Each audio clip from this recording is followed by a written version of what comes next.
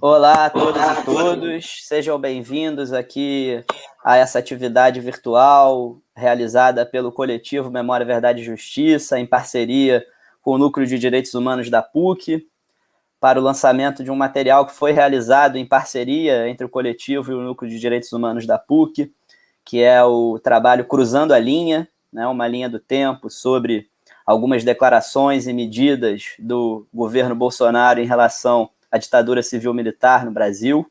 Nós estamos recebendo aqui para essa conversa hoje um grande companheiro intelectual, uma referência no nosso campo Memória, Verdade e Justiça, que é o professor José Maria Gomes. Ele é pós-doutor em Direito e em Ciências Políticas pela Universidade de Louvain, na Bélgica. É professor da pós-graduação do Direito da PUC, é um dos coordenadores do Núcleo de Direitos Humanos da PUC, que realizou esse trabalho. Ele foi coordenador de um projeto muito importante de políticas públicas de memória, financiado pela FAPERJ, né, que contribuiu para a Comissão Estadual da Verdade, lançando um livro Lugares de Memória, em 2018, e agora ajudou a condução desse trabalho Cruzando a Linha, que a gente vai apresentar aqui hoje.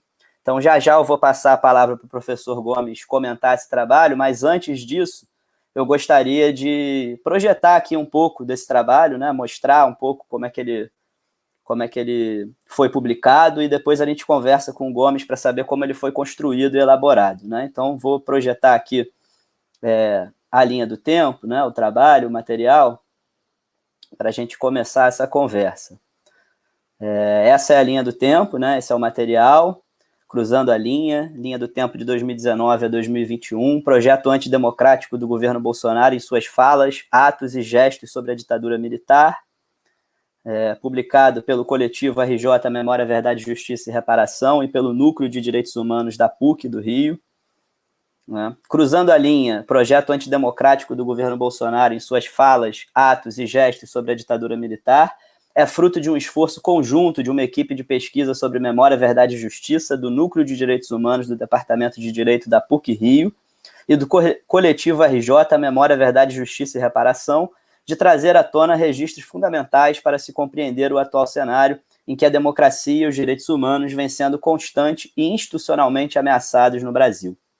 A publicação de Cruzando a Linha, na oportunidade do 57º aniversário do golpe militar de 1964, é, portanto, uma forma que ambas as entidades encontraram de divulgar um conteúdo que, embora possivelmente esmaecido no dia a dia de frequentes declarações e gestos obscuros protagonizados pelo presidente da República, Jair Bolsonaro, precisa ser historicamente documentado e disponibilizado para a defesa de valores democráticos e a efetivação integral dos direitos humanos, abertamente atacados no cenário político atual do Brasil.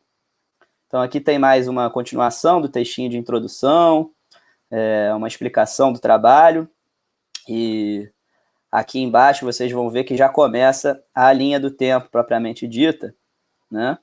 Com as declarações, a primeira de 2 de janeiro de 2019, e aí uma série de declarações do presidente Bolsonaro, de membros do governo, em relação à ditadura civil-militar, mostrando o completo desapreço desse governo pela democracia e o autoritarismo como um projeto político, né?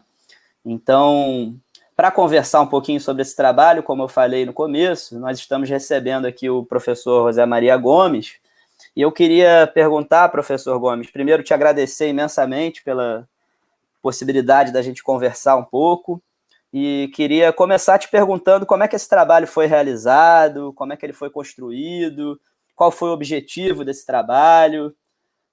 Então, mais uma vez, reforçar nosso orgulho, nossa honra de receber você para ouvir um pouco sobre esse material, a construção desse material, e saber de você como é que ele foi construído, como é que ele foi pensado, quais eram os objetivos, e depois a gente vai trocando algumas ideias aí sobre essa temática. É com você, professor Gomes.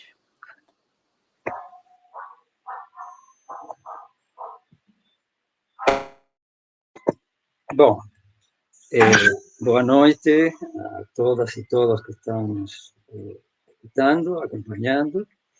Eu queria, claro, antes que nada, agradecer ao coletivo RJ, Memória, Verdade, Justiça e Reparação, a você mesmo, Gustavo, que está aqui animando a esta espécie de conversação, de diálogo a propósito desse texto, e certamente salientar o fato que não é menor do acompanhamento sempre muito próximo do próprio coletivo, que tem nos seus sinais de identidade justamente memória, verdade, justiça e reparação, que expressam, simbolizam, materializam o que, sem dúvida, é, desde há várias décadas, pelo menos desde os anos 90, uma espécie de palavra de ordem dos movimentos de direitos humanos em toda a América Latina. Eu queria justamente salientar também que, a respeito deste texto, o título não poderia ser mais apropriado e resignificado em torno dos tempos duros, catastróficos que estamos vivendo. Isto porque cruzar a linha quer dizer que, embora em muitos planos essa linha é a vezes móvel, difusa, perpassada por furos, há, em última instância, algo que é muito claro entre o que é quebrar, romper valores, princípios, instituições e práticas de natureza democrática e o que é entrar em uma aventura violenta, antidemocrática explícita, enquanto tal. Então, acho que justamente trabalhar sobre isto significa que o trânsito e, digamos, o caráter necessário e urgente de textos de entre tantos outros que estão constantemente produzindo-se desde o mundo acadêmico e do mundo social e político, a propósito de que tempos são estes, sobretudo desde o momento em que, após o triunfo eleitoral, em outubro de 2018, justamente o governo atual leva à frente uma política que tinha, fundamentalmente em quase todos os aspectos e âmbitos de governo, enunciado antes de justamente a posse mesma a partir do 1º de janeiro de 2019. E eu queria fundamentalmente dizer de que todo isto, os tempos já vêm, digamos, aprofundando a gravidade de uma crise econômico-social e política, que são os que abrem muitas das condições que permitem o triunfo de Bolsonaro da maneira como triunfou, nas condições que triunfou naquele ano de 2018, dizer de que a crise econômico-social e a crise política que começam a desencadear-se a partir de 2014 vai ir vertiginosamente mostrando a mudança radical do clima ideológico que vivia o país e a ascensão crescente do que era inicialmente visto como algo que não teria pernas para ir muito longe, mas que não só que foi crescendo, sino que triunfou até eleitoralmente, que era justamente um movimento de extrema-direita que Jair Bolsonaro expressava, simbolizava como seu líder principal. E isto é importante ainda mais porque, ao que é uma crise que não cessa de se aprofundar, tanto econômica e social, quanto a política, até porque parece que uma aposta do próprio governante atual é apostar constantemente nos elementos de crise. E já voltaremos sobre isto, porque parece não ter um projeto de país, senão fundamentalmente um projeto de destruir muito, que em muitos âmbitos, inclusive muito limitada e contraditoriamente, tinha se avançado até 2014. Y esto es importante de salientar porque a gravidade e aprofundamento indissociável entre crise política e crise econômica e social vai sobredeterminar elas a irrupção da crise sanitária. Este problema terrivelmente global de uma pandemia que revela seu caráter mortífero e que vai a agravar as duas crises precedentes, tanto a crise política quanto a crise econômico-social.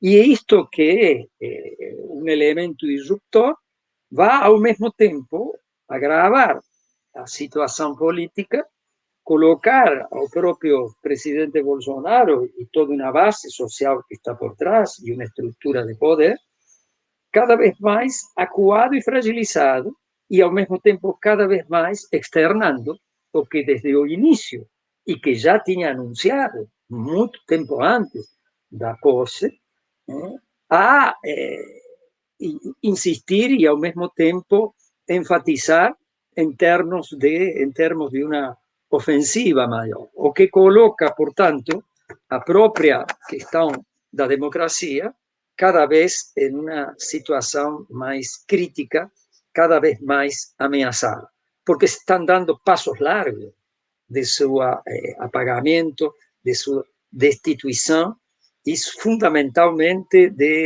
dos valores e princípios que poderiam orientar instituições e práticas dos atores políticos e sociais. Então, me parece que isto é importante a salientar como um plano de fundo.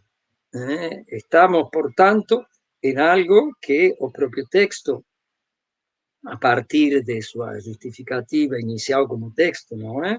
E depois a partir do que seria este levantamento pontual de medidas, gestos e, fundamentalmente, declarações, já na fase governante, é justamente ir vislumbrando como isto tem uma história.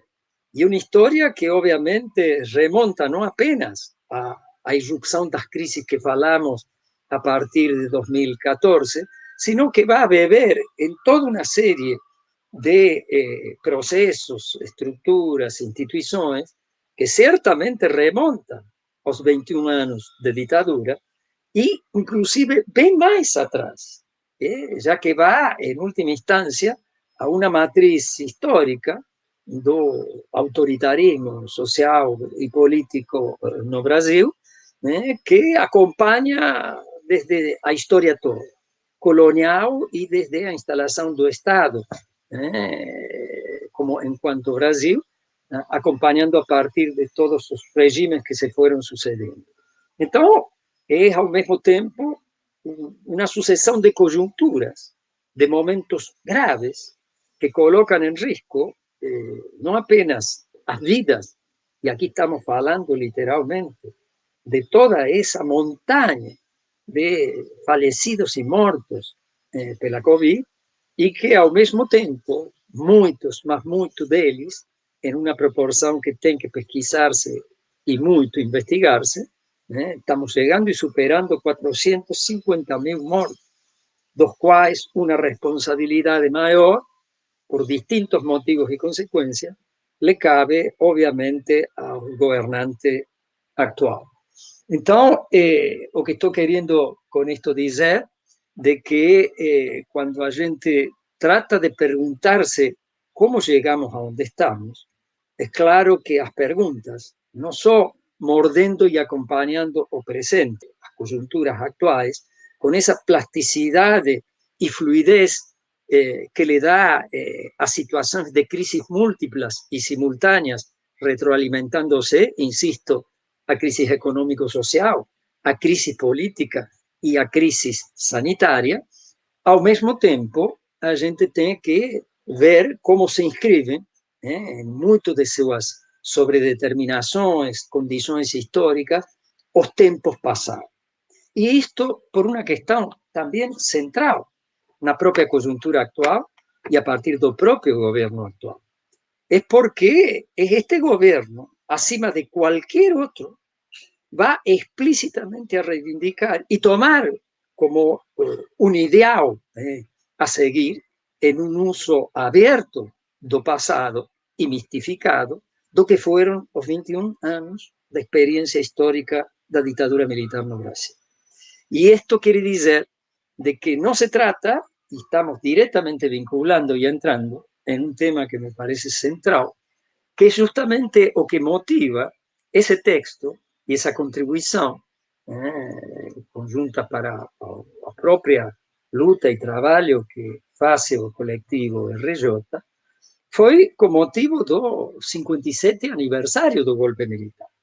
Entonces se inscribe en un momento más acirrado da luta pela memória histórica, da memória pública no Brasil sobre aquela época, sobre a experiência ditatorial, que como todos, ou grande parte dos que están asistindo, sabemos, en mayor o menor medida, no apenas acabaron suas consecuencias, legados, no finalização, no final formal de un régimen militar en cuanto tal, sino que van a condicionar enormemente a llamada transición política, aquella que va, digamos, en criterios más formales, de 1985 a 89, esto es, con las reglas del juego democrático, a Constitución de 88 y el teste principal de las elecciones presidenciales en 89, para abrir o llamado período de normalización institucional democrática. As sequelas, as consequências e as implicações institucionais, administrativas, práticas, ideológicas, culturais, no imaginário social, tudo isto atraviesa todo esse período. Uma transição política de um regime para outro e, ao mesmo tempo, uma transição política que no aceita, al contrario, se recusa desde el Estado a introducir lo que sería o ajuste de cuenta, que en principio se resolvería a través de lo que más tarde será llamado de mecanismos y prácticas de justicia de transición y fundamentalmente da disputa sobre a memoria pública y de manera crítica sobre experiencia dictatorial. Esto fue, por tanto, una transición política que sabemos, sin justicia de transición, sin avance fundamental críticamente sobre experiencia dictatorial, y al mismo tiempo proyectando las consecuencias, como decía, la llamada redemocratización. Entonces, es importantísimo que este texto se incorpore y nace de estas celebrações ou contra-celebrações do 57 aniversário do golpe de Estado. Porque as disputas memoriais se dão desde o início mesmo da experiência ditatorial. Desde a experiência de quando começou, de como se caracteriza e da disputa que tem um litígio fundamental entre, obviamente, aqueles que são os triunfadores a partir da interrupção violenta da normalidade institucional da época, com todas as crises que tinha, e, ao mesmo tempo, aqueles que vão ser alvo direto que sobre a nomeação de inimigos públicos, antisubversivos, comunistas, toda una gama de termos correlatos y equivalentes que van a sufrir en distintas fases y hasta el final de la dictadura militar, digamos, lo que fue esa dominación política y social baseada fundamentalmente, mas no exclusivamente, mas es una marca esencial, una violencia política, social, simbólica, con todos los trazos que la caracterizaban. Porque a disputa memorial está justamente, más do que nunca en los días de hoy, recolocada, no apenas porque o que se avanzó, y vamos a voltar después en materia de justicia transicional, esto es, o ajuste de contas con la violencia do pasado, más un acerto de contas o ajuste no presente. Y esto significa en qué modo el Estado y la sociedad brasileña se confrontan con ese legado. Y esto es lo que, como decía antes, tanto no plano das medidas concretas, de uma apuração fundamental do que aconteceu, com vítimas e com também outras vítimas, não apenas os opositores políticos manifestos, sino as vítimas sociais, em toda uma série de âmbitos que implica o projeto da ditadura naquela época, sino também ver como podemos entender, digamos, o que acontece em termos de memória pública. Porque foi, no final, no tramo final da ditadura, e fundamentalmente a partir de aquele dispositivo-chave, daquela viga mestra, que é ao mesmo tempo jurídico, político e ideológico, que foi a lei de amnistia, e fundamentalmente da interpretação dominante que vigorou até os dias de hoje, até referendada e homologada pelo Supremo Tribunal Federal, na famosa decisão tomada em abril de 2010, homologando a lei de amnistia, ditada pela ditadura. E essa lei com essa interpretação de que era, digamos, recíproca, que era debatida e que estava fundamentando pactos fundacionais da futura democracia. E que aí se vai cristalizar, então, uma memória, digamos assim, hegemônica no carácter público e a partir do Estado, mas espalhando-se grande parte na sociedade, de que essa memória está fundamentalmente centrada, e a lei de amnistia em sua expressão, como uma memória baseada na reconciliação nacional via esquecimento.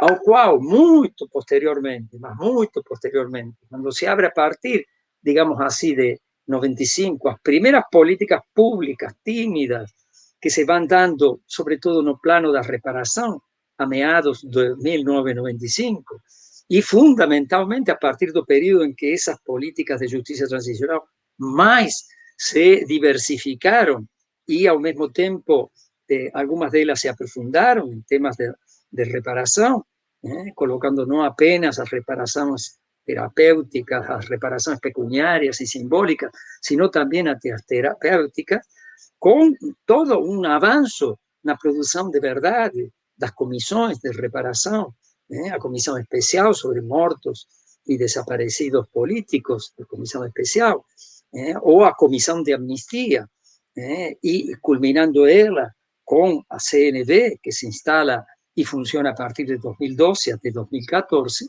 aí nós vamos a ter, fundamentalmente, que há também uma muito tímida, mas política pública de memória.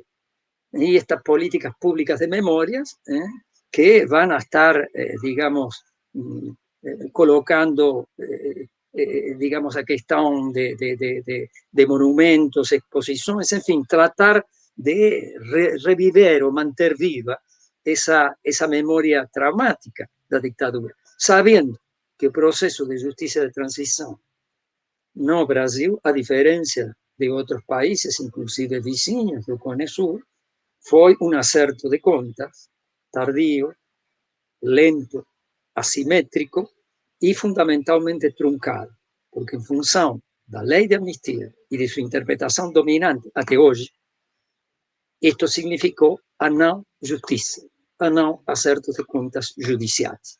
E, ao mesmo tempo, essa memória pública hegemônica que surge lá no tramo final da ditadura e se projeta de forma clara até 2018, com alguns reajustes, e aí podemos falar do que foi, digamos, o período mais ativo de avanço, com numerosas limitações e contradições, entre 2007 e 2014. Mas 2014 se abre o que, sem dúvida, é uma fase eminentemente regressiva em matéria de justiça transicional e em matéria de memória pública crítica da ditadura. E isto é assim, primeiro, no segundo mandato da presidenta Dilma, como sabemos, em que já na irrupção das crises políticas e da crise econômico-social, com toda uma série de factores que llevan a ese impeachment sin fundamentos, más ya en una onda de extrema derecha que va avanzando vertiginosamente. Y ahí el fenómeno Bolsonaro gana un impacto mayor que a gente salienta naquele escárnio que foi justamente seu voto, pelo sí, no impeachment, fazendo o elogio do torturador Moro, das próprias Forças Armadas, do próprio Exército com Caxias, com o pacificador, e também, obviamente, invocando a Deus como algo que vai ser muito a palavra de ordem de sua depois ulterior, digamos, campaña. Yo quería con esto hacer alusión a cómo se inscribe un texto como este en toda esa, digamos, esas vertiginosas dinámicas que se producen en los últimos 6, 7 años y que dan lugar a que algo que se consideraba impensado, de que él, y con todo que se consideraba que no era algo para tomarse a serio, dado o carácter totalmente, digamos, marginal dentro do sistema político partidario, de repente se crearon todas esas condiciones para él triunfar con casi 58 millones de votos. Y a partir de una figura, de ser una figura histórica, desde que el momento que irrompe na vida política do país, a partir do próprio baixo clero, sempre anunciou o que ele pensava. E, portanto, não podia ser de outro modo, claro que num contexto totalmente diferente, como aquele que se abre desde 2014, quando ele se lança já à presidência, até 2018, em que ele é eleito pelo mecanismo eleitoral. Sabemos como foi essa campanha, mas o certo que o que se propõe o texto são duas coisas. Primeiro, dar essa trajetória histórica do que seria, em termos de expressão, de que não é apenas uma direita, é uma extrema direita que está lá atrás, encarnada, simbolizada em toda a sua trajetória. Sempre anunciou que depois começou a fazer. E, justamente, uma vez a posse feita, como começa a levar à frente, em todos os âmbitos, um projeto de destruição e apagamento, sobretudo em matéria de justiça transicional e memória crítica à ditadura, de todo o que se avançou, para além das limitações e contradições, sobretudo no período de maior intensidade de avanços, que foi entre 2007 e 2014. E aí, a partir de aí, ver os discursos, os gestos, porque as palavras não bastam, os gestos também falam. Y sobre todo las decisiones políticas concretas, que significan destruir, apagar memoria, destruir los avances, esvaciar instituciones, invertir ellas, sobre todo las comisiones de reparación, y fundamentalmente, claro está, avanzar sobre los otros ámbitos, desde medio ambiente, de derechos humanos en general, de todo lo que nós sabemos, já que essa trajetória, como decíamos, não faz mais de que ratificar como uma crônica anunciada quem foi esse personagem que hoje é nosso presidente, é o presidente. Então, eu queria salientar isso, Gustavo, desculpa que me estendi um pouco, mas para inscrever, em alguma medida, o porquê desse texto, o porquê de ese levantamiento feito en algún recorte de las redes sociales, de Twitter fundamentalmente, y de fontes, de los principales jornales y de otros sites importantes de boletín oficial y de interpretación de esas medidas, de modo a que feita por esta equipo de pesquisa do núcleo, a los efectos de poder ver cómo sistemáticamente eso fue avanzando. O sea que cuando decimos proceso de destrucción, eso ya se da con la mayor intensidad con la mayor intensidad en 2019. 2019 es grosso.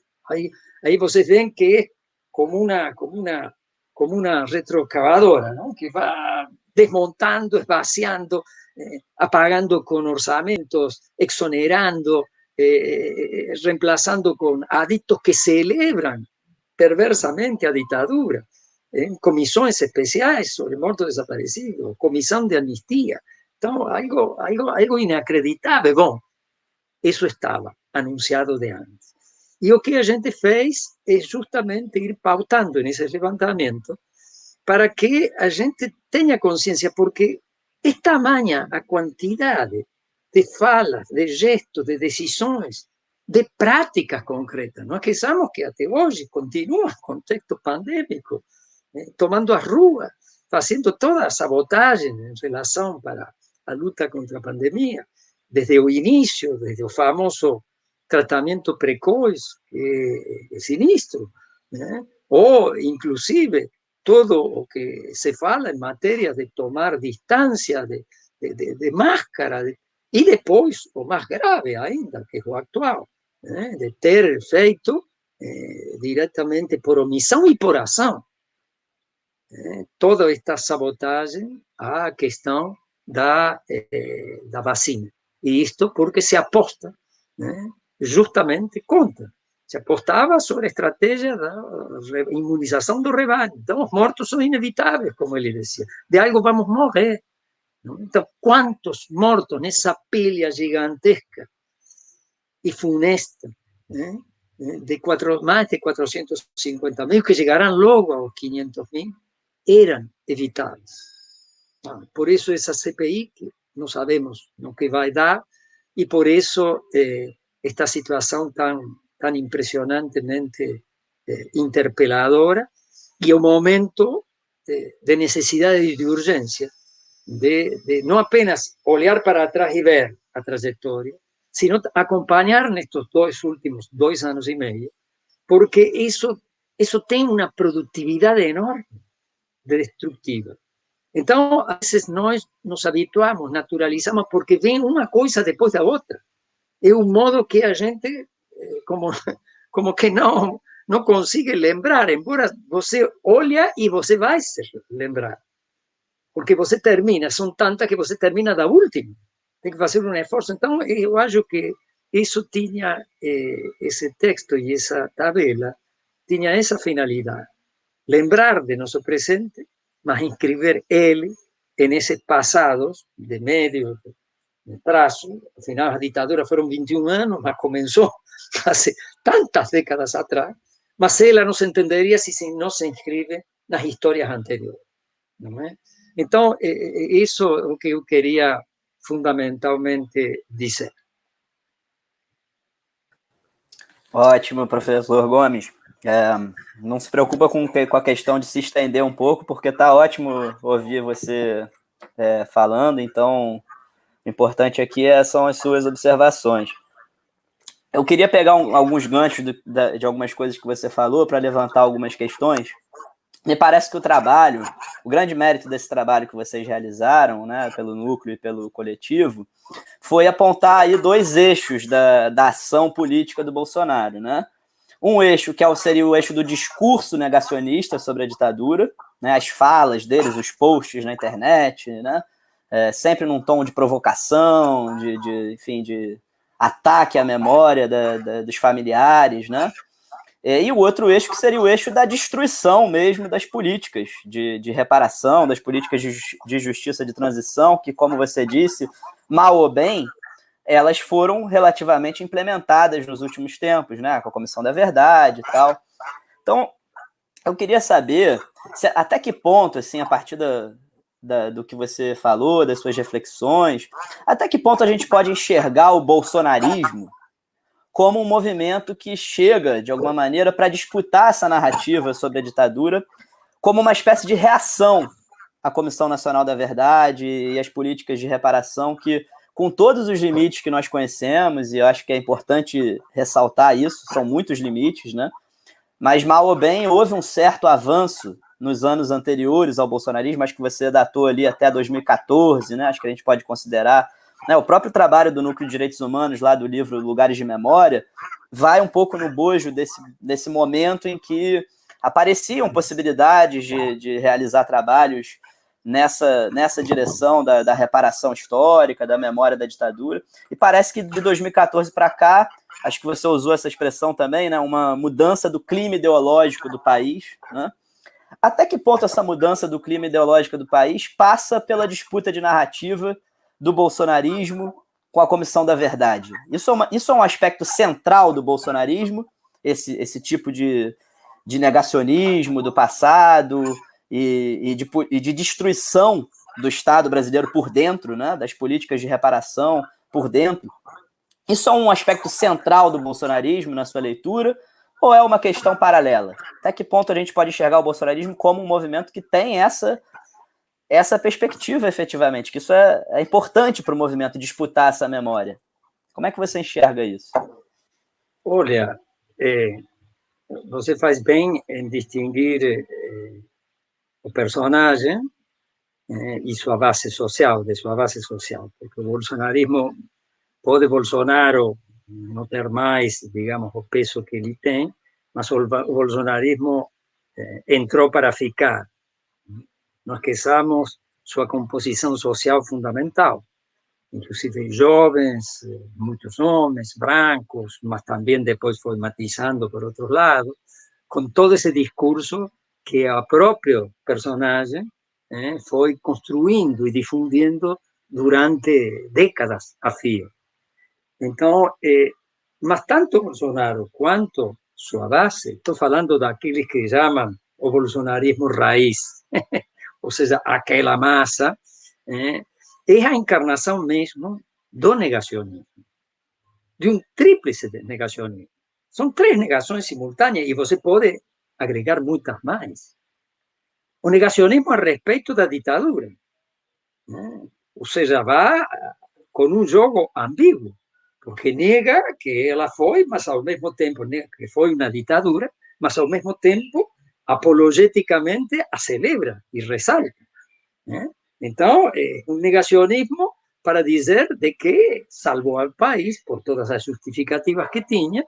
Então, é a negação do significado real e histórico dessa experiência, nesse domínio e em tantos outros. Então, é negar e, ao mesmo tempo, fazer a celebração apologética do que seria uma construção, uma narrativa mítica da ditadura.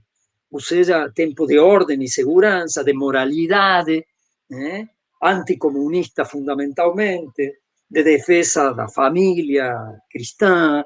Então, temos aí os componentes que não é por acaso, estão recuperados e ressignificados e levados para outros inimigos atuais, que aí estão os componentes raciais, misóginos, homofóbicos, tudo isto que está aí. Então, esse inimigo interno fundamental foi deslocado, conservando ainda, porque não é apenas anti-PT que nessa onda entrou, é tudo o que se incorpora em algo que é uma ameaça a essa imagem mística que traz do passado e que pretende restaurar, não restaurar para que anacronicamente esse passado volte. Não se trata disso. Faz um uso do passado ideologicamente, mas que tem raízes muito fortes. O bolsonarismo não nasceu, claro, muito antes que Bolsonaro. Não esqueçamos que a trajetória histórica do personagem vai mostrando como, desde 86, e 87 depois, quando ele mesmo se vai erigindo no que seria a voz corporativa das baixas patentes militares pela questão salarial, inclusive desafiando os oficiais, os generais, tal, que ele valeu inclusive lo que sería una tentativa de entrar en atentados, en supuestos atestados, ante un Supremo Tribunal Militar, un Superior Tribunal Militar, y que fue absolvido, mas debe que pasar para reserva, ¿no es? Promovido. Era teniente, pasó para capitán, ¿no es? Mas a partir de aí, logo, ele já consegue ser eleito vereador, imediatamente depois eleito diputado federal, e assim sucessivamente, inclusive mais imediatamente depois, sendo o mais votado do Rio de Janeiro. E sua base eleitoral por excelência era uma base militar de baixa patente, que depois foi incorporando policial, bombeiro, e depois extendendo. Então, esto tem uma história en su trayectoria. Claro que un monte de otras condiciones y de escenarios fueron precisos para que él se fuese erigiendo en aquel, y no aquella voz isolada y exótica de, como fuera do tempo, durante mucho tiempo, y las cantidades de cosas brutales que decía a propósito de la dictadura, celebrando a tortura que debería ter matado más, en fin, ahí una cantidad enorme de discursos producidos, de imágenes y audiovisuales producidos, en programas inclusive da televisão, que bate os anos 14. Né? Então, essa figura, então, foi, as condições históricas foram mudando profundamente. E, obviamente, que isto tem a ver, e aí vou direto para a pergunta que você levanta, que é se a CNV, fundamentalmente, como momento de ápice daquela fase mais intensa de tratar de saldar as contas muito limitadamente, porque a questão da justiça estava bloqueada, e sobretudo reafirmada a partir da decisão do Supremo em abril de 2010, que lhe deu validade jurídica à lei de amnistia, e reforçando ainda mais o que decía a memoria hegemónica, en el plano más público, de ser reconciliación nacional vía esquecimiento, más aceitando ya, porque se vislumbraba en ese año llave que es 2010, que son las negociaciones feitas para a Comisión Nacional de Verdad, entre otras, porque ya estaba anunciado desde 2009 que a Comisión Interamericana ya tenía pasado para a Corte Interamericana o proceso que culminaría en la sentencia en noviembre de 2010.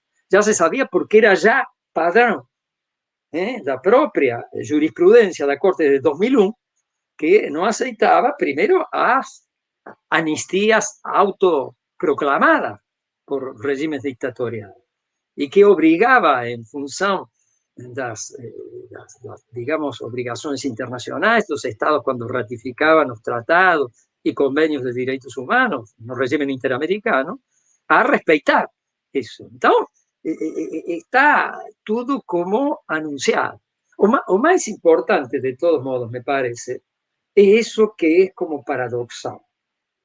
O sea, o momento de ápice de esa fase que yo llamo más anamnésica, no porque efectivamente, sino que se avanzó social e institucionalmente muito recortadamente, e com muitas fragilidades e com muitas limitações, porque há também que fazer essa análise atrás, ver que ao mesmo tempo, isso que desencadeia, cria e alimenta também uma condição de crescimento de algo que se opõe. Digamos, isto fica, já se sabia há muito tempo, pelas distintas declarações ostensivas das Forças Armadas, ostensivas, em 2011, já anunciado desde janeiro de 2010, com ir e vir depois do terceiro Programa Nacional de Direitos Humanos, onde se contemplava uma Comissão Nacional da Verdade, não é? Y como resultado de conferencias, de todo un proceso con dinámica social muy fuerte. Y o Lula que aprova depois o famoso por decreto a pressão não apenas das Forças Armadas com relação ao passado, o acerto de contas nesse plano no qual se inscribiria a Comissão Nacional de Verdade, sino também um leque de poderosas forças que obrigaram um pouco a recuar.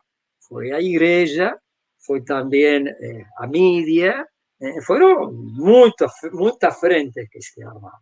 Mas se negociaram também. E nessa negociação, a decisão do Supremo foi fundamental, isso era não negociado. Não é? Mas a Comissão Nacional de Verdade, né, que vai ser apresentada imediatamente em maio de 2010, e vai ser aprovada por um urgentíssimo acordo de lideranças de partidos no Congresso. Aí há toda uma boa pesquisa a ser feita, e que já está sendo feita também, para entender esse ano chave, 2010, não é? E que vai culminar com a sentença da Corte Interamericana, sobre as atrocidades cometidas e as graves e sistemáticas violações dos direitos humanos, sobretudo torturas, desaparecimento, assassinato, execução sumária, tudo isto. E a não investigação, a não responsabilização criminal dos responsáveis dos agentes. Enfim, tudo isto cria um clima um pouco turbulento que ya va a entrar en 2011, cuando se aprueba a lei que institui a Comissão Nacional da Verdade, já abre, dentro dessa fase que eu decía progresiva, entre 2007 y 2014, insisto, con numerosas contradicciones y limitaciones internas, no apenas ao Estado, sino internas ao próprio governo, incluso Lula, ¿no? Entonces, esto es importante porque el impulso que se daba era a partir de un sector del gobierno, sobre todo a partir de cuando Tarso Genro asumió el Ministerio de Justicia y fundamentalmente Pablo Abrão asumió a Comisión de Amnistía y con Pablo Vanucchi la Secretaría Especial de Derechos Humanos, le dan un fuerte impulso. Mas Comissão Nacional de Verdade nunca foi, não apenas para Forças Armadas, para diversas forças conservadoras no seio da sociedade, da imprensa e em distintos meios. Não é? Isso era considerado algo que poderia ser aceitável, mas o que se reivindicava dos polos mais conservadores até os mais reaccionários é que se havia uma, tinha que ser para os dois lados. Isto é a teoria dos dois demônios colocados não na forma light em que estava na memória hegemônica de reconciliação nacional via esquecimento, ao qual se agregou reparação, algo bastante de verdade, sem entrar na questão dos arquivos secretos, e pouca política pública de memória, e nada de justiça. Este é o retrato do processo de justiça transicional, do acerto de contas nesse plano institucional, de bastante reparação, e realmente foram programas extremamente importantes feitos. Comparativamente, na América Latina, foram muito avançados. Produção de documentos, de arquivos riquíssimos sobre o período ditatorial, menos, claro, os essenciais, que os secretos, aqueles que inclusive disseram as próprias Forças Armadas que foram destruídas, não é? E pouquíssima política pública. Que a memória é uma categoria política perigosa, sobretudo quando é uma memória social que disputa o sentido de uma memória pública crítica desse período ditatorial. Então, é um modo que não é por acaso que é seu desenvolvimento. Não estou falando no plano do conhecimento, no plano acadêmico e outro, que houve progressos, avanços enormes na análise da própria ditadura, no campo da historiografia, por exemplo. Mas estamos falando na memória pública, com todas as complexidades, e aí justamente era algo que os sectores mais conservadores e as próprias Forças Armadas achavam que isso, justamente uma Comissão Nacional de Verdade, não podia. Eu lembro, eu acho que aí, em algum número que agora esqueço, mas foi no ano em que foi instaurada e em funcionamento, entrou em funcionamento a Comissão Nacional de Verdade, que um general conhecido dizia que a verdade pertence à história e, portanto, isso é domínio exclusivo dos historiadores, que tem que fazer, digamos, tornar público isso para a sociedade como um todo. Ou seja, como vai colocar, em última instância, isso em debate público? Ou seja, projetar uma memória pública crítica sobre isso.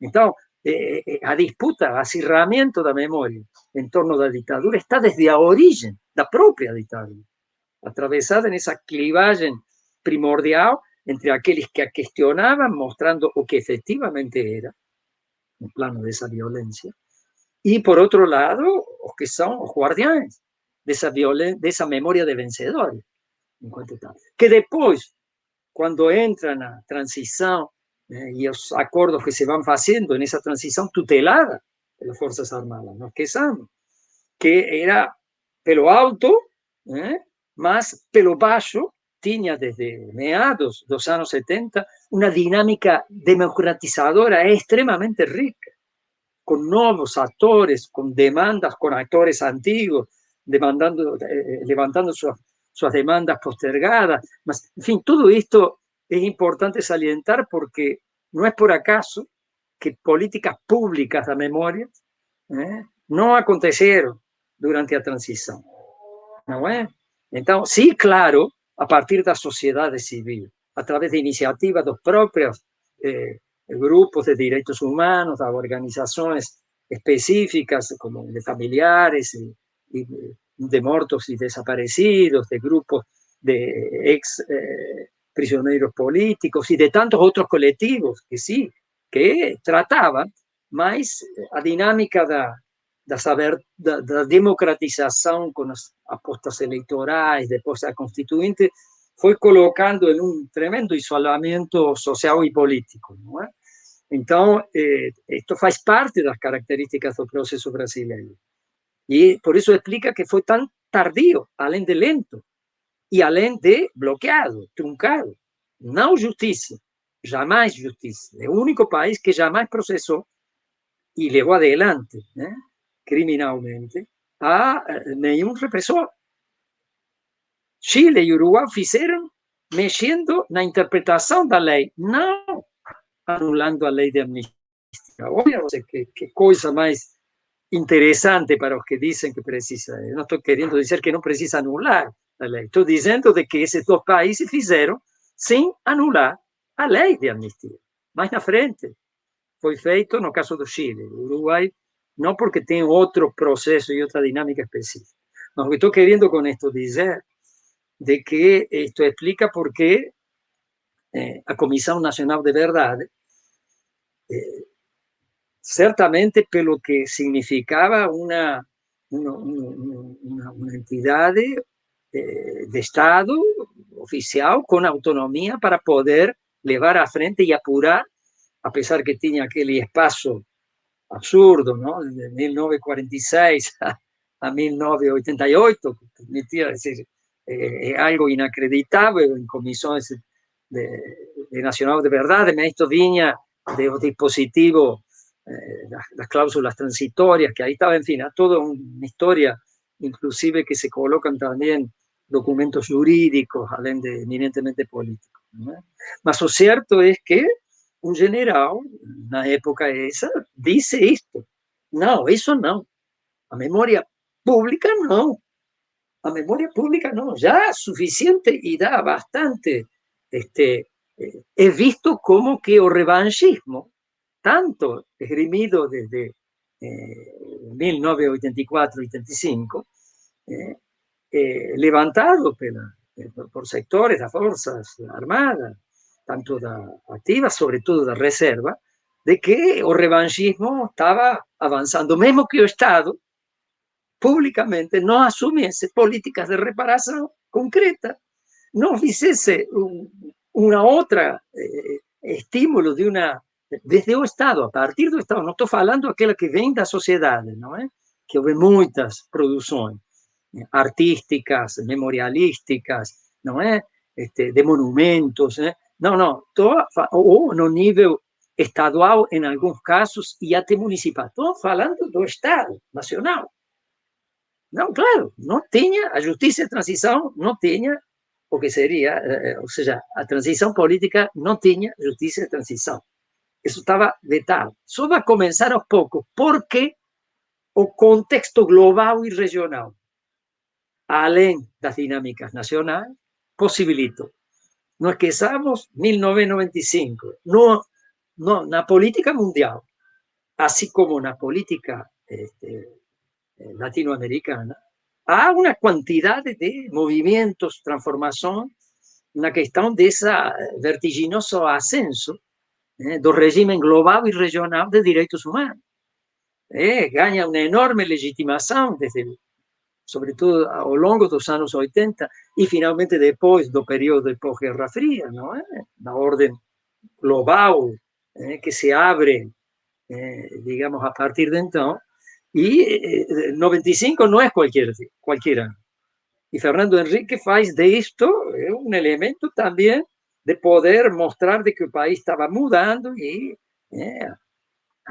aprobando algunas dos tratados o de convenciones feitas tanto pelo no plano global, do régimen global de derechos humanos, da ONU, quanto o nacional. No es que esa na Convención de Viena de 1993 se dá como una de las grandes conferencias globales, como fue de medio ambiente, aliás, aquí no Brasil, en fin, todas aquellas que van de hábitat, de mujer, en fin, estamos ahí en un contexto global que a gente no puede perder de vista, en una dinámica de un proceso con muchas limitaciones, como sabemos, de normalización institucional democrática. Por su vez, no continente, en América Latina y sobre todo no Cone Sur, vinha de avanzos y después con ciertos recuos, mas ya no por acaso está un modelo argentino que llegó en su transición política por ruptura, el régimen anterior, no conseguían negociar por causa de la derrota militar, de la guerra de las Malvinas, entre otras condiciones. Ahí era un clamor que venía de un poderoso movimiento de derechos humanos que tenía crecido mucho durante la dictadura, a pesar de muchas amenazas, mucho que se daba, y siendo a ponta de lanza fundamental las asociaciones de familiares de muertos y desaparecidos, toda una problemática. Entonces, el primer presidente eleito sobre regras democráticas no fue el caso, como sabemos, no caso brasileño, ¿no es? Era para transitar y gerar las regras de juego, mas a luta electoral presidencial por primera vez después de 3 décadas y hacer no final de los 80.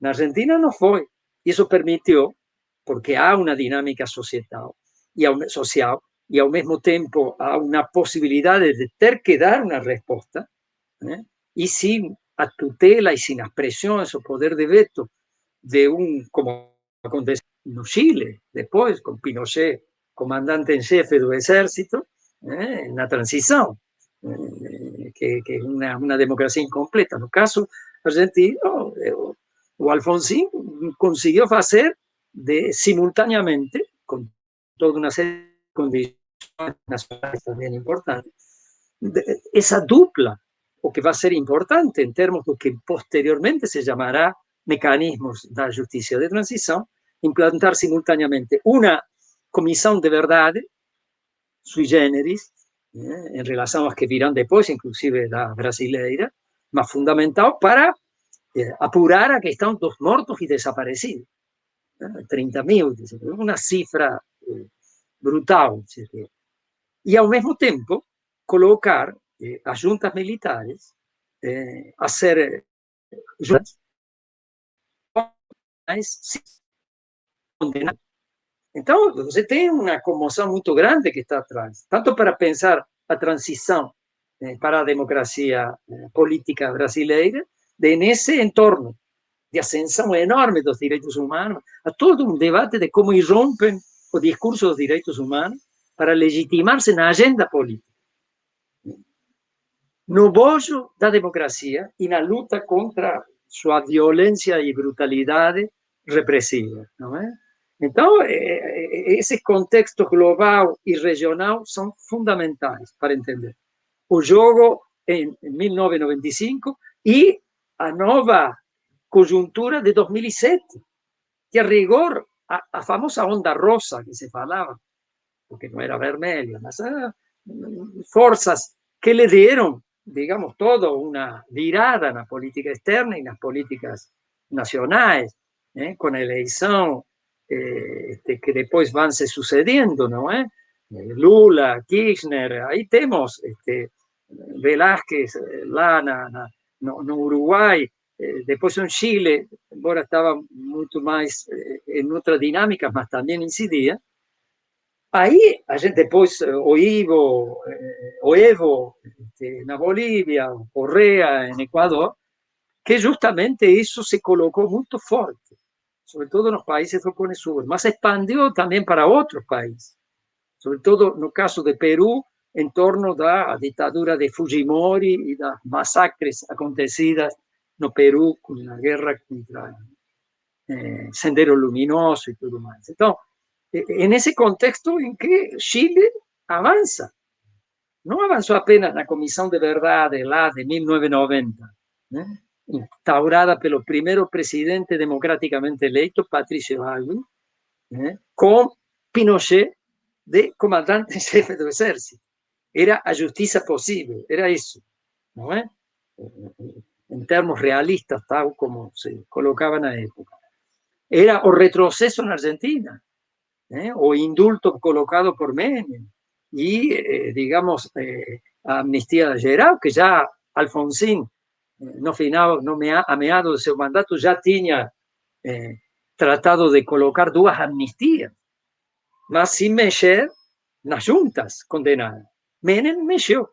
Y era un tremendo retroceso en Argentina, mas a luta cerrada. Ahí es cuando se levanta a questão da memória también, como ya estaba en Uruguay, en Chile, que no se tenía avanzado tanto, ¿no es? Mas es importante salientar porque me parece que incide mucho o contexto regional en 2007, donde, como decía antes, Uruguay y Chile en 2004. Chile, como desdobramento da prisão domiciliar em Londres, vocês devem lembrar, de Pinochet, não é? Que era senador vitalício lá. Então, e aí as negociações com a Corte Suprema chilena era que tinha que processar mesmo. E processar mesmo com a lei de anistia lá, mas a interpretação correndo por outros. Então, começam os processos y después de Argentina fue quien más procesó y condenó en sentencia de prisión a militares y carabineros, ¿no es? O caso de Uruguay, de un modo muy singular, mas a través de otros medios, por decretos presidenciales, llegó a colocar en prisión o presidente que sirvió de biombo, de algo como apenas como una especie de fachada democrática, porque fue electo democráticamente, que es Bordaberry, y que el golpe militar fue feito ahí en junio de 1973. ¿No? Prisionero, preso por condena, por tribunales civiles. Y con amnistía vigente. Entonces, vean a cantidad. Entonces, esas iniciativas, há muito para falar dessa história. Eu acho que há já toda uma enorme produção analítica no campo das ciências sociais em geral, e a historiografia em particular, mas muito rico de por que nesse momento e por que também tão limitadamente no caso brasileiro. Não é? Esses avanços foram significativos, mas foram sempre diante desses límites truncados, justiça não. Quando se intentou em 2008, aí foi parado na hora, em 2008. Não é? E era aí um início importante de começar a pensar a interpretação dominante, barrada na hora. Então, isto é importante salientar. Mas a Comissão Nacional de Verdade era outra coisa, até porque, para além do trabalho, se suscita e desencadeia uma dinâmica que foi inédita na quantidade de efeitos multiplicadores que teve, não apenas em quase uma centena de comissões estaduais, municipais e sectoriais, espalhadas pelo Brasil afora, mas também toda uma série de outras atividades. Um jornalismo investigativo que se debruça sobre a situação na ditadura, ver a relação empresarial, das corrupções, de tantas coisas que faziam parte do DNA, não é? Daquela experiência. También una cantidad de fóruns muy ricos de distintos sectores. Una producción académica que até hoje você vê na graduação, na pós-graduação, voltando sobre essas experiências recentes, mas também de olho naquele passado. Um passado que estava envolvido em uma bruma mítica enorme para o grosso enorme da população. A ditadura parecia como, não é? Era uma coisa muito recortada socialmente. Então, a CNV, com sua produção, e para além dela, foi, sem dúvida, um detonante importante e, portanto, ameaçador diante deste quadro de que já se tinha avançado muito. As memórias de Vilas Boas dice tudo, mas já se sabia, por outro lado, que talvez o que mais disseram como que, bom, essa é a gota que já não se aguenta mais, era este. Né? Então, não é por acaso, porque a disputa medial, como decíamos antes, se acirra. Por isso, essa memória hegemônica que falamos, depois de 2014, ela mesma entra em colapso, com toda a dinâmica regresiva que se abre a partir de então, onde impeachment também desempenha, em todos os sentidos, um papel decisivo, e aí ver, porque a paralisação se dá em um governo Dilma que só tem que colocar toda a sua energia para sobreviver, sabendo que não podia depois, não é? Então se paralisa tudo que estava. Mas a partir de Temer, começam duas coisas importantes. O desmonte em todo o que são comissões de reparação e a militarização, a presença de uma militarização mais pronunciada no próprio governo, onde, evidentemente, além dessa ultra virada liberal, digamos, estava também esta questão de, bom, essa memória pública da reconciliação nacional já começa a ser não citada, não é? Já a voz se baixa a bola dos discursos oficiais, desse consenso que se dava, e passa a ascensão vertiginosa do que é justamente a história e a memória dos vencedores, lá, da própria ditadura. Inclusive vencedores do que, digamos, dos porões, dos que estavam mais vinculados ao que seria o trabalho violento e brutal de aniquilar ao inimigo público, os opositores políticos e também sociais. Não esqueçamos os sociais, são alvos, diferentemente. Então, eu acho que isto é importante porque revela como, e aí há todo um capítulo para ver, apesar de suas enormes limitações e contradições, essa CNV, que é o momento de ápice da dinâmica, de memória, de fórum, de debates, de avanços, é decir, uma espécie de efervescência que se dava no mesmo ano em que se chega ao ápice maior, que é, a propósito, e você lembra disso, da contra-celebração, da contra-memória, não é? Da celebração do 50 aniversário, que é um momento que parecia que efetivamente se estava avançando, apesar dos pesares. Não é? Imediatamente vem aquelas eclipses, não é?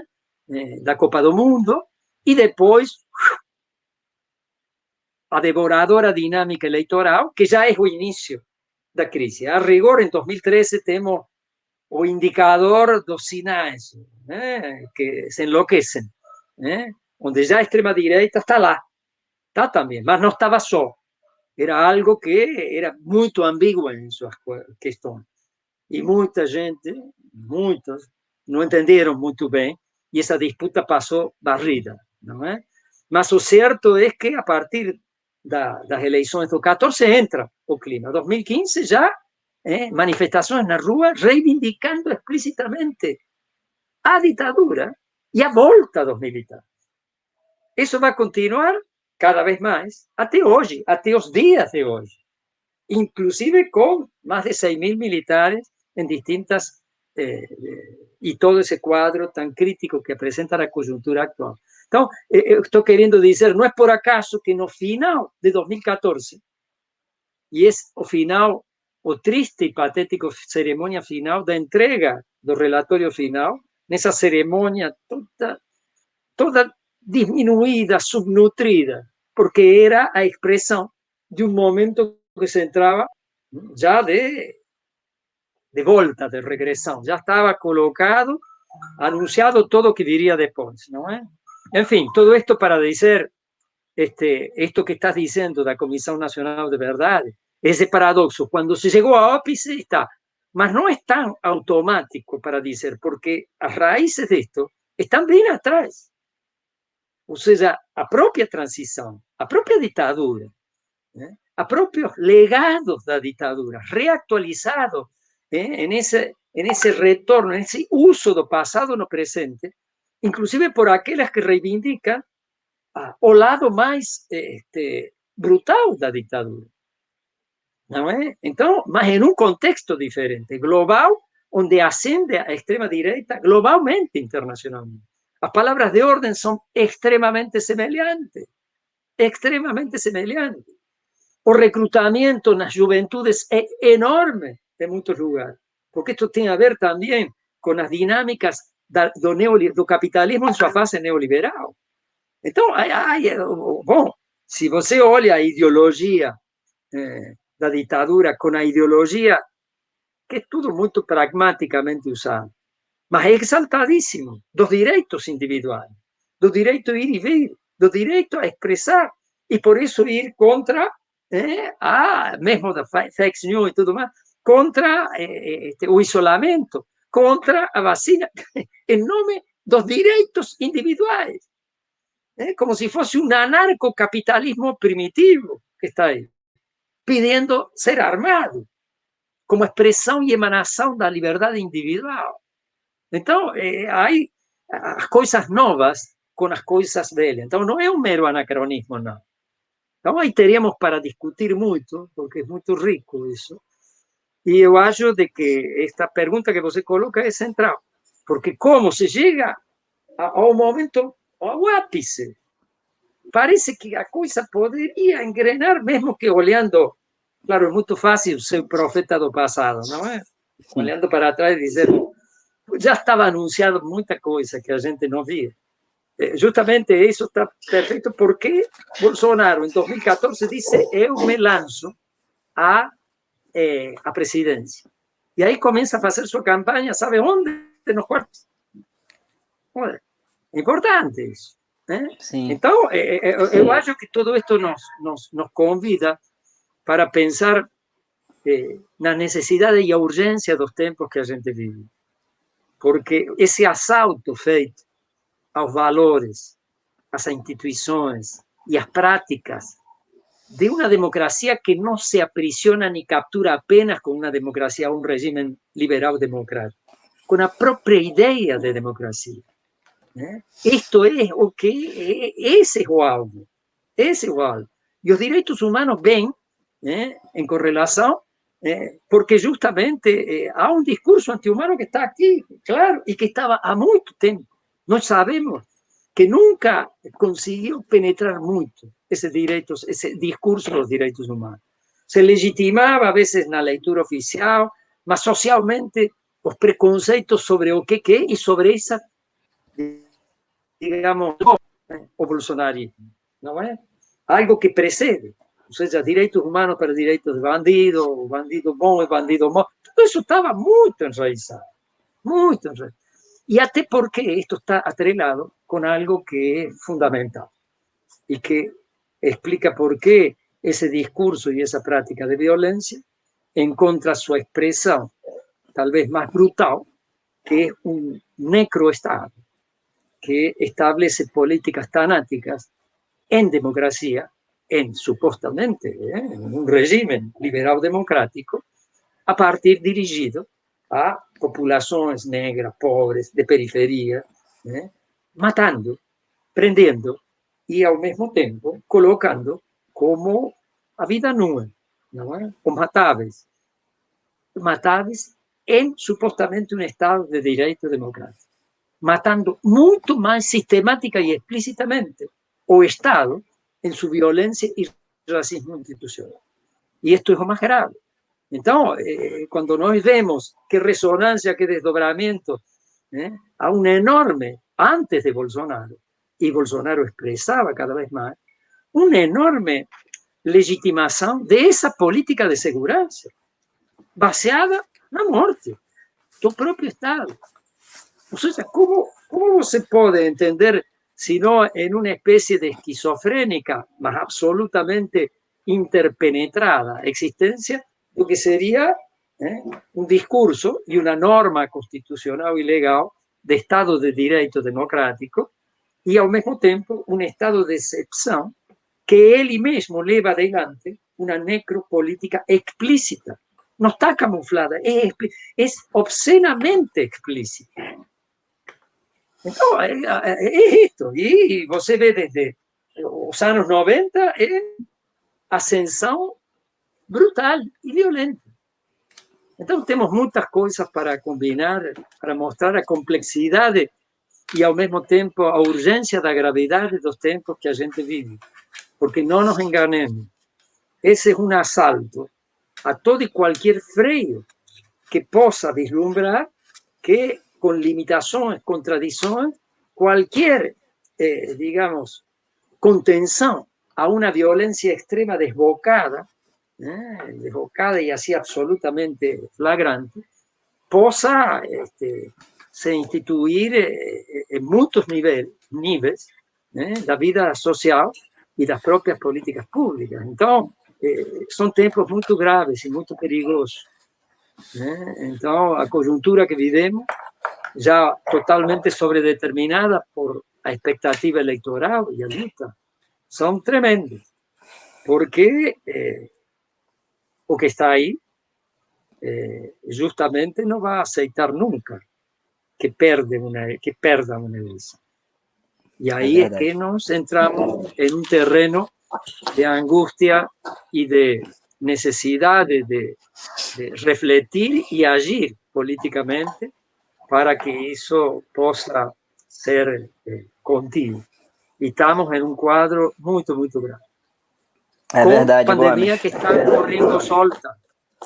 Pandemia corriendo solta. Então, enfim, desculpa que eu contestei, mas esse era um tema central. Não, Porque perfeito. a CNV ao mesmo tempo que chega o cume, desencadeia o que desencadeou, e no mesmo ano, meses depois, esta espécie de devoradora temporalidade en sentido negativo, que se va devorando todo. Y llegamos a los días de hoy. Claro que son coyunturas y episodios fundamentales que a gente debería puntuar, ¿no? Que son esos condensadores, digamos, históricos, en que las cosas toman un rumbo y no otro, ¿no? Entonces, yo acho que ese texto tiene, yo acho, y esa tabela, tiene este tipo de propuesta, de convite para que, y para no esquecer o que nós somos conscientes, porque todos vimos esto, todos leemos eso, todas esas imágenes nos asaltaron a nós, todos no, mas son tantas, y una peor que a otra, que a gente no es que esqueça o sentido, esquece a sucesión de cosas. Entonces, esa trayectoria nos anuncia de que a gente está diante de un perigo enorme y que no está como amenaza, está como actualización. Está en arte, mas está en palabras, está en imagen, está en gestos. Ese gesto simboliza tudo. Não é? Perfeito. Enfim. Não, eu peço desculpa, Gomes, que eu estou preocupado com o nosso tempo. Na verdade, a gente já passou um pouco do tempo. E eu estou aqui, eu estou encantado com a sua fala, porque você levantou uma série de questões assim super interessantes para a gente debater, mas infelizmente a gente já até passou um pouco do tempo. Claro. Não, então, é que você deveria ter. Eu te pedi para me fazer um sinal. Não, mas é porque eu estava gostando muito de ouvir, aí eu não queria interromper, estava, enfim, uma aula realmente. E acho que assim, só para a gente fechar, para levantar mais uma bola, e aí você fecha, se puder tentar ser um pouco breve, você levantou uma questão que eu acho que é central, que é essa questão da memória pública. Né? Me parece que durante um tempo, inclusive entre vários historiadores, isso era muito comum, se alimentou a ideia de que a gente tinha vencido esse debate público, né? Os democratas, a esquerda, de certa forma, teria vencido o debate público sobre a ditadura militar, isso teria sido resolvido no Brasil e tal. A gente escutou isso de historiadores renomados, de pessoas importantes da esquerda e tal, e me parece que a sua fala aponta para uma outra direção, né? Que, na verdade, a gente nunca conseguiu ganhar esse debate público. A gente pode ter tido alguns avanços institucionais na pesquisa acadêmica, em um ou outro âmbito, mas o debate público sobre a ditadura militar nunca foi vencido pela esquerda ou pela democracia no Brasil. Né? Então isso parece que reaparece com o Bolsonaro. E aí, assim, explorando um pouquinho a sua experiência como uma pessoa que tem uma leitura internacional dessa questão da transicional, né, na América Latina como um todo e tal. Eu queria saber se você acha, agora, porque a impressão que eu tenho às vezes, por exemplo, que eu visitei a Argentina, fui lá na ESMA, né? Às vezes a impressão que eu tenho é que o Brasil está muito atrás de todos os países, né? O Brasil, assim, fez uma comissão da verdade 30 anos depois do começo da abertura política.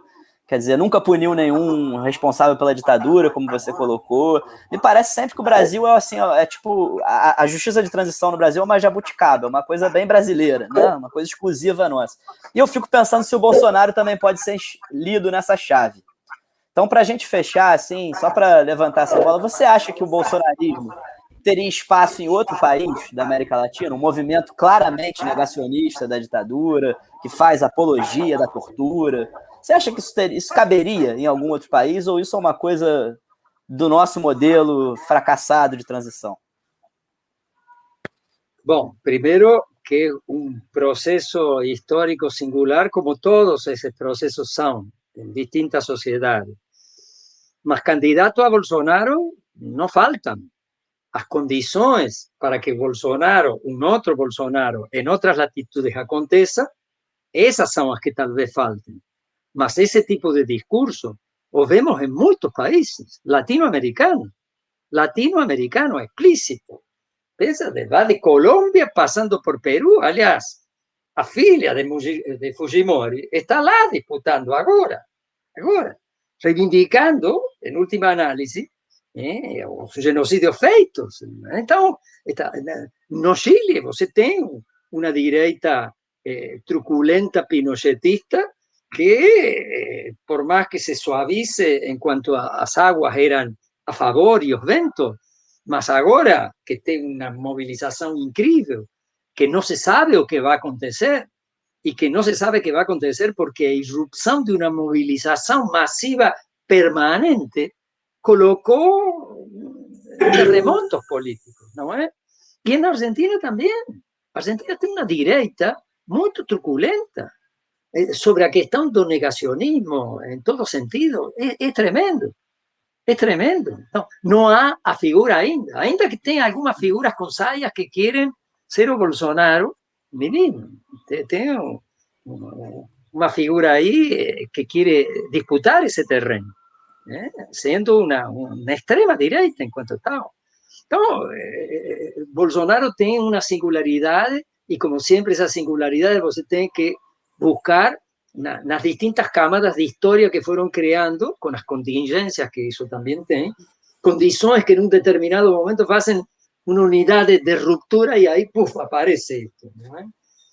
Mas eu acho que não. Agora, aqui há um tema que você levantava para discutir, porque você dizia, você vai a Buenos Aires, mas se você vai ao Chile, vai encontrar a Uruguai também, que está com uma intensidade e um alcance menor, para falar, digamos, dos países lá do extremo sul. Mas aí o contraponto com o Brasil até dá para qualquer pessoa que vem de fora. Não há marcas da ditadura, não há marcas nas cidades. Exatamente. E quando há, porque não sabem, as marcas ainda no logrador, nas pontes, nas ruas, Há uma pesquisa feita na USP, eu esqueci agora o nome de uma historiadora, que encontrou no país, fez uma cartografia de ruas com nomes da ditadura e encontrou 300, quase 300 e poucas, em cidades de porte médio. Então, o que prevalece é outra memória. E a que há é muito, muito escassa. É muito escassa. E a que foi feita, fundamentalmente foi feita através de dinâmicas que vêm dos movimentos sociais. Mas isso não consegue plasmar. Você viu, tem a famosa trabalho das baldosas, como se diz. Baldosas são aquelas que fazem na calçada, não é? Uhum. Calçada. Então você por a calçada se debruça. Exato. A pessoa não precisa ter interesse no tema, procurar. Tá na cidade, tá na rua, para qualquer um, né? Está aí. Você passa para o transeunte, para aquele que está na vida cotidiana. Está nos grafites, nos murais. Está nos sítios ou lugares de memória, que são centros memoriais, não apenas da memória do passado, sino da presente, da violência e injustiça do presente. São centros de memória e, ao mesmo tempo, de cultura em direitos humanos, num sentido que envolve os direitos econômicos sociais, envolve as lutas de minoria, as questões do emprego, a questão da bestial, digamos, forma em que é levada à frente algo como que se chama segurança pública e que é a insegurança pública. Então, tudo isto, por isso a questão da memória é decisiva. Precisa de suporte, precisa de veículos, precisa de atores, sin esses atores que lutam. E sin um compromisso do Estado, vejam, em casos como Chile, o caso da Argentina, o outro, o Estado pode congestionar, ou pode, a obrigação é financiar, mas a autonomia da gestão, da proposta estética, pedagógica, passa por parte de um peso enorme de organizações de direitos humanos. Então há uma apropriação e um significado desses lugares, com propostas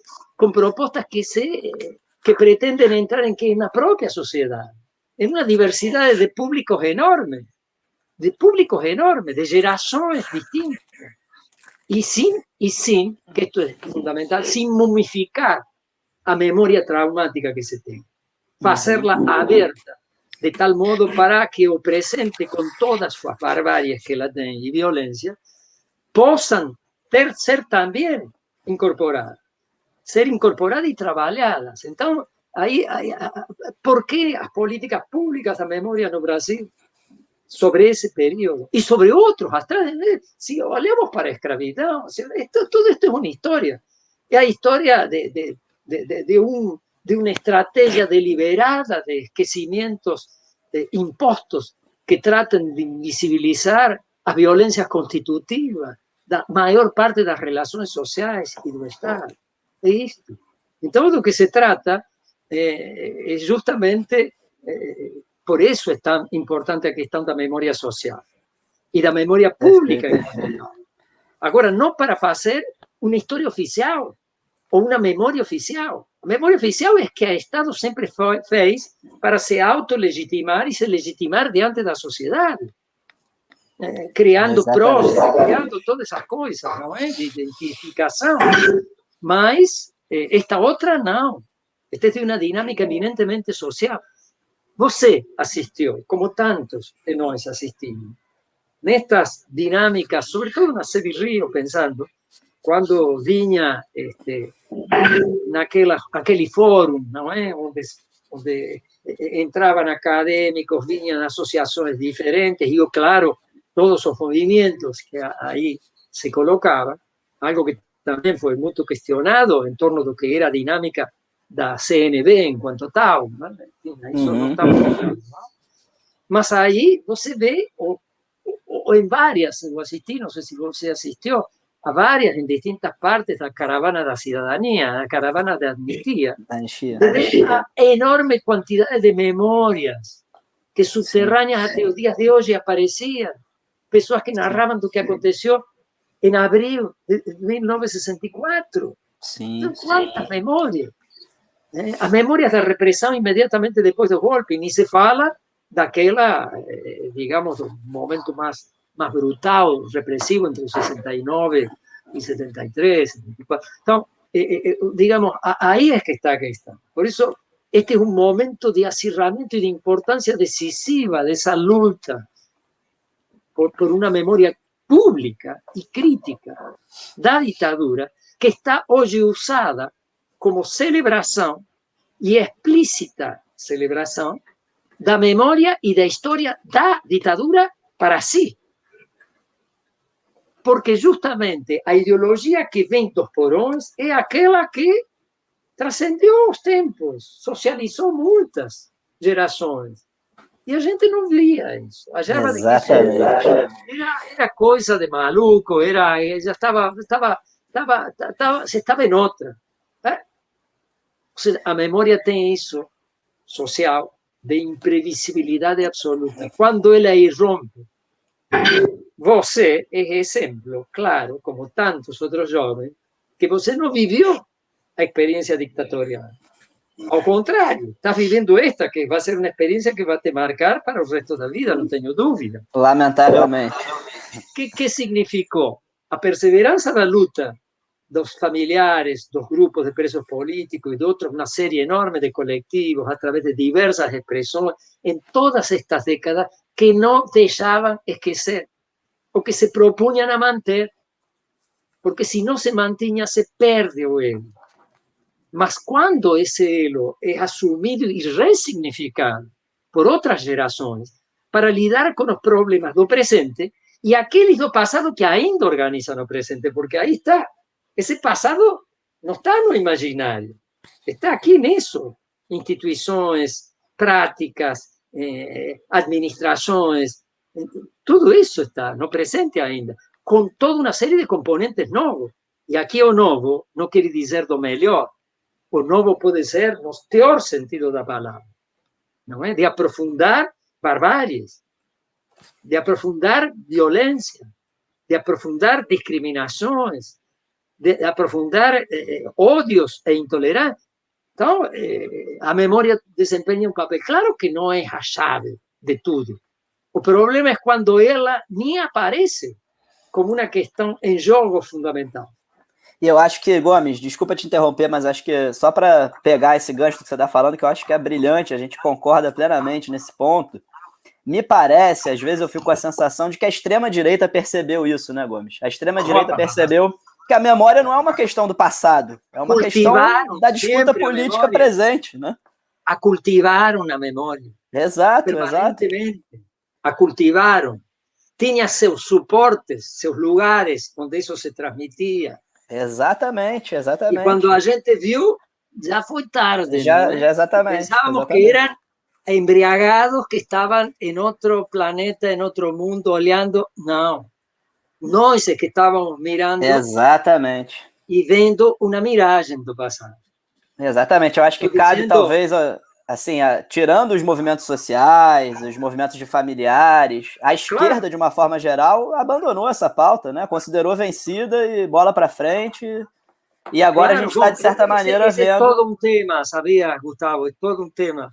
Porque eu acho que claro, muito se pesquisou, mas este novo tempo que a gente está vivendo, tão dramático e tão grave, nos permite rever muitas coisas, voltar para trás, de muitas interpretações, não para ir do presente para o passado, sino para ver em quanto esse passado ainda está presente, entre nós. Exato.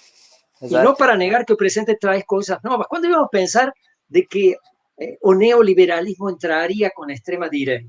Nem sempre. Quando? Porque é um discurso patriótico, nacionalista, que sempre se estatalizava e se impunha. Então, quando iba a abraçar assim a questão